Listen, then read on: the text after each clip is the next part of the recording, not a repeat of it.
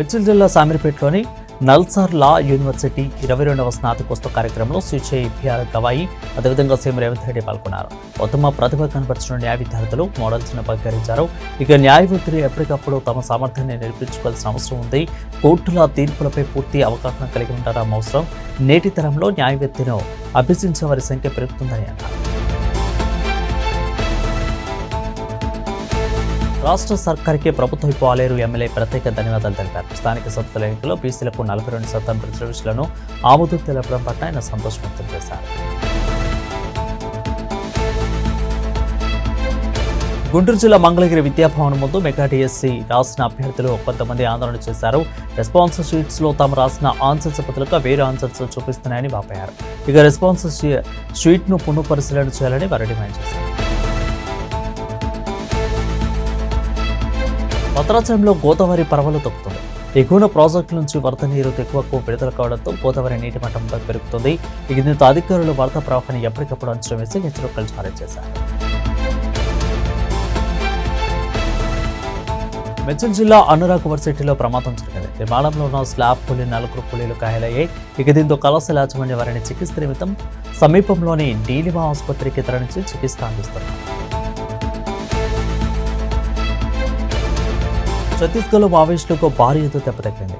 ఇక పిఎల్జీఏ బెటాలియన్లో క్రియాశీలకంగా ఉన్న 8 మందితో సహా 23 మంది మావోయిస్టులు దొరికారు. ఈ 22 మంది మావోయిస్టులపై మొత్తం 37 లక్షల రూపాయల వరకు కూడా రివార్డు ఉన్నట్లు పోలీసులు తెలిపారు. అహ్మదాబాద్ విమాన ప్రమాదం గురించి ఏఏఐపీ ప్రాథమిక నివేదికను వెల్లడించింది. నివేదిక కేవలం సాంకేతిక వైఫల్యాలను మాత్రమే కాకుండా కాక్పిట్ లో చోటు చేసుకున్న గందరగోళం, ఇక పైలట్ల నిస్సహాయతను కూడా తెలియజేసిందని తెలిపారు. జమ్మూ కాశ్మీర్లోని రాంబన్ జిల్లాలో పోరా రోడ్డు ప్రమాదం జరిగింది. పర్యాటకులతో వెళ్తున్న టాటా సుమో వాహనం రోడ్డు పక్కకు ఉన్న 600 అడుగుల లోయలో పడిపోయింది. ఈ ప్రమాదంలో 5 మృతి చెందగా పలువురు గాయపడినట్లు సమాచారం.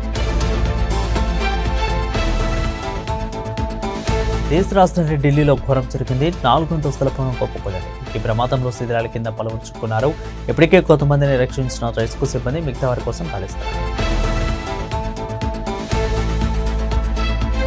ఏపీ సీఎం చంద్రబాబు ఈ నెల 14న ఢిల్లీకి వెళ్లనున్నారు. 3 రోజుల పాటు అక్కడే ఉండి పలువురు కేంద్ర మంత్రులను కలవనున్నారు.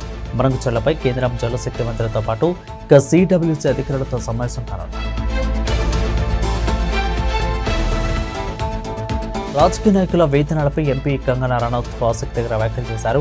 రాజకీయాల్లో నిజాయితీగా పనిచేసే ఎంపీలకు వేతనం సరిపోవడం లేదని అన్నారు.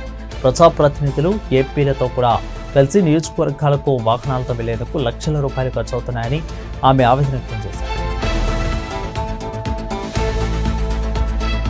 కర్ణాటకలో సీఎం మార్పు అంశంపై రాజకీయాల్లో రోజుకి వేడెక్కుతుంది. 5 ఏళ్లు తానే ముఖ్యమంత్రినని ఓవైపు సిద్ధరామయ్య నొక్కి చెబుతున్నారు. ఇకైతే ఈ పరిణామాల నేపథ్యంలో డిప్యూటీ సీఎం డీకే శివకుమార్ చేసిన వ్యాఖ్యలు చర్చనీయాంశంగా మారాయి. కుర్చీ దొరికితే వదలొద్దంటూ సీఎం పీఠంపై తనకున్న ఆసక్తిని తెలిపారు.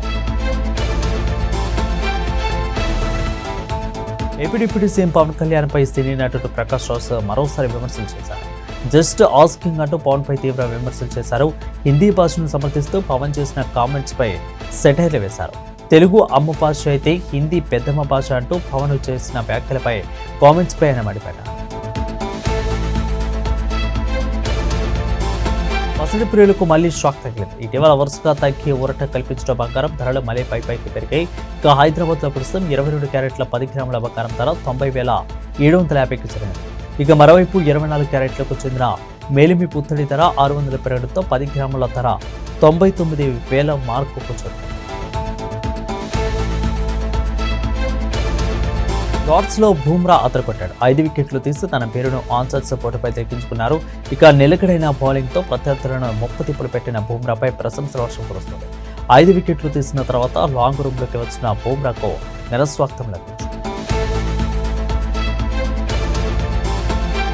తెలుగు రాష్ట్ర ప్రజలకు వాతావరణ శాఖ హెచ్చరికలు జారీ చేసింది. వాయువ్య బంగాళాఖాతంలో కొనసాగుతున్న ఆవర్తన ద్రోణీకరణంగా పలు జిల్లాల్లో తేలికపాటి నుంచి మోస్తారు వర్షాలు కురుస్తాయని ఐఎండీ పేర్కొంది.